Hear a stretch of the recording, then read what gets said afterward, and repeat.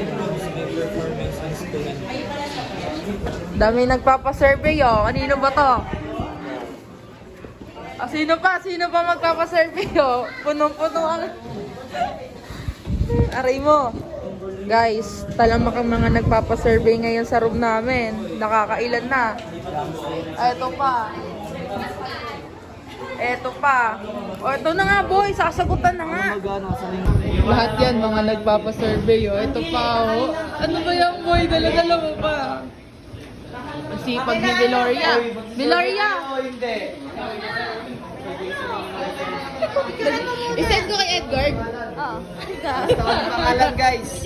Para sa ano lang, rapon. Ito pa. Sir. Oh! Makdo nga! Makdo ba yan? Sapay. Ang lakas mo! Ba't kayo lumalabas? Camera kasi. May sarili akong scanner, baliw. Baka napipicturean lang yun noon. Okay na. Magpalista ng pangalan. Okay, ito na naman sa walang kamatayang research. Survey pala. 2020, sunod PC. Ay mo. Aray ko. Wait lang. Hoy, hinuhulaan ko lang, Toling ha. Talagang matitis pag wala ko. Hoy, Toling, hinuhulaan ko lang, boy. Sige na. Pondya mo ka, apakadami. Aba, ilan ba to?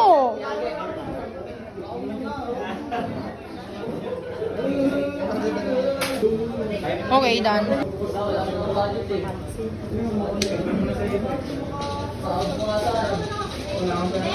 Hulaan ko lang ulit, okay lang ba?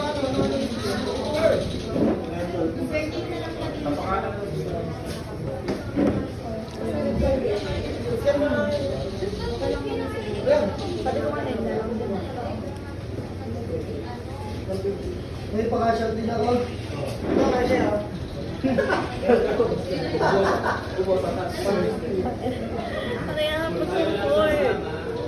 Strongly agree daw eh.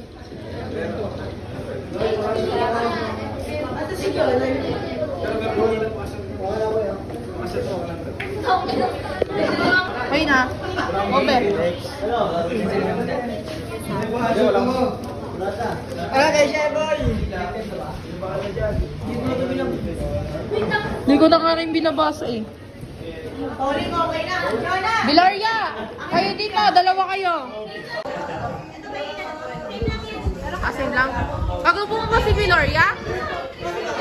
Uy, ayaw naman, be. Ganito ba? Ano yun, ito? Send ko na lang sa'yo. Punong-puno ng mga nagpapasurvey. Ito yung pinapasagutan ni Kuya kanina. Jonah! Magkagroup ba kayo ni Viloria? Ano title nyo? Okay lang ba hulaan to?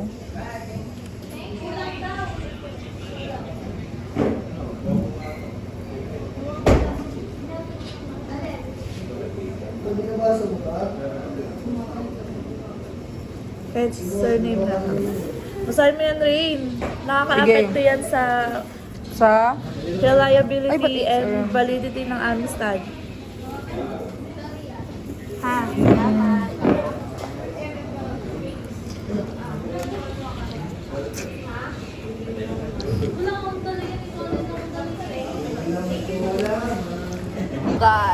Guys, nag-research kami. Ang survey pala.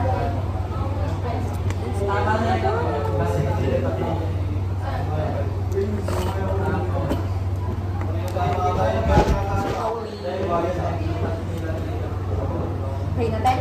Are you ready? Wala na akong idadagdag na. Hindi, kung nasa iyo, may gusto kong idagdag. Kanyari, parang gagawin ko lang para sure. Di ba yun kasi mas nahirapan ko. Ayun. Parang dyan, kahit dyan. Sige, gawin ko na lang ano. Kasi kapag dinagdagan ko ng nahirapan ko. Sabagay, yung ano, katay pa ako ulit. Oh, may dinagdag siyang ganito. Siyempre, kailangan. Oo nga, parang dyan. Yun yung yun. Sige. Ito gumagawa sa akin sa Number 1. Wait lang, natatawa. Ako lang friends pa din siya natatawa. Si Kuya Alden. Natatawa ka rin pa din. Natatawa din ba siya? Oo. Hindi ko sanay na-record ako. Number 1, what are your daily experiences in handling academic tasks alongside work responsibilities as a third-year business administration working student? So, yan. Gumagawa ako ng mga daily duties. Inaayos ko yung mga task ko, araw-araw. Sa gabi naman, nag-aaral ko. Siyempre, kahit antok na, tinatapos ko. Number 2, what academic challenges do you encounter while balancing your studies and work responsibilities? Nahirapan ako sa time management. Minsan, late magpasa, kulang sa tulog, kaya sinusubukan ko yung ayusin yung oras. 3, what work-related challenges have you experienced that shape how you perform and participate in your academic studies? Mahabang oras sa siyempre, hirap mag-focus, pero tinatry ko pa rin. Number 4, what emotions or feelings do you experience when managing both academic and work demands? Siyempre, stress ako. Pero hopefully, masaya ako para nakatapos. Siyempre, motivated ako sa mga. What situation do you encounter that make it challenging to balance your school requirements and work responsibilities? Mahirap kasi kapag may presentation tapos may isang lang oras para mag-practice. Nakaka-pressure talaga pero ginagawa ko na lang. Number 6, what are your lead experiences in managing your academic responsibilities and work as a third-year business administration student? Siguro mas natuto akong magtyaga, mas mag-organize ako, mas maging patient at naging independent. Number 7, what changes do you notice in your academic performance and learning experiences due to working, and what action do you take in response to these changes? Diyan naman, nag-aaral ako ng pag may mga brainstorm, syempre minsan nakakalitan ko. Gumagawa ko ng mga study plan, slowly mabubuti ko.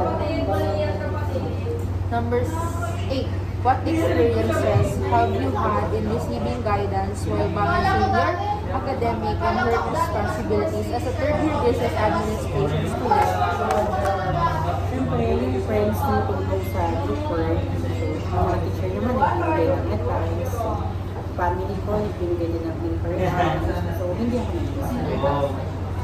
Number 9, what sacrifices have you encountered while trying to meet the responsibilities as a third-year business administration student and also a working student? Siyempre, sinasacrifice ko during class and study time. I sometimes struggle to stay active in school activities. Ang daya, nakapapel sila. Samantalang kami sa G-form.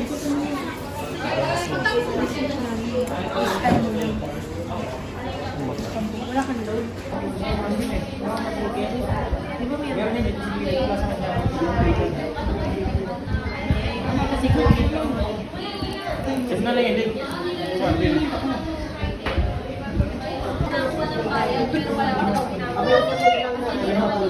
Kanina pa tong mga tong dayo ng dayo nagpapasurvey. Oh. Lalo na tong dalawa na to. Oh. Ako na naman yung sa vlog ah. Oo, ako sa TikTok. Nakakainis na naman ako ah. Nahihirap ako sa TikTok mo eh. Dapat may cut ako dun eh, no? Buti ka tayo. Aba, wala naman ako choice. Kakayanin ko. Tapos, di ba naka-earn na? Doon lang muna sa inyo. Hindi nyo ba alam parang ilagay sa... Diba? Sorry kasi, ilolo ko na ko. Ako na. Hindi, ikaw na.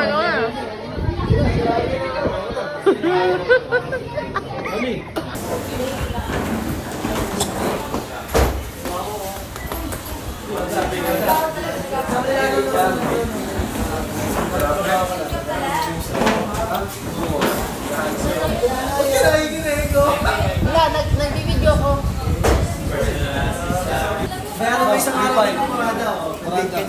May dalawang araw na kasi. 3-5. Uwihan din nyo paggabi na, babawi ko sa mga Pero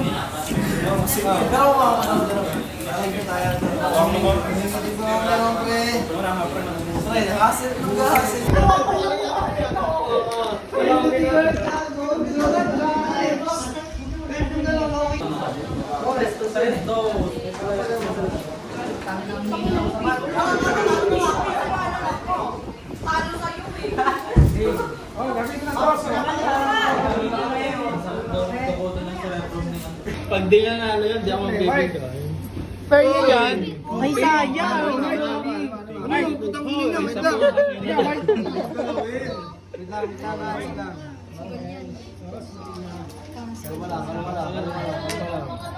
Naka-vlog, oh, puta. Talagang may bitaw.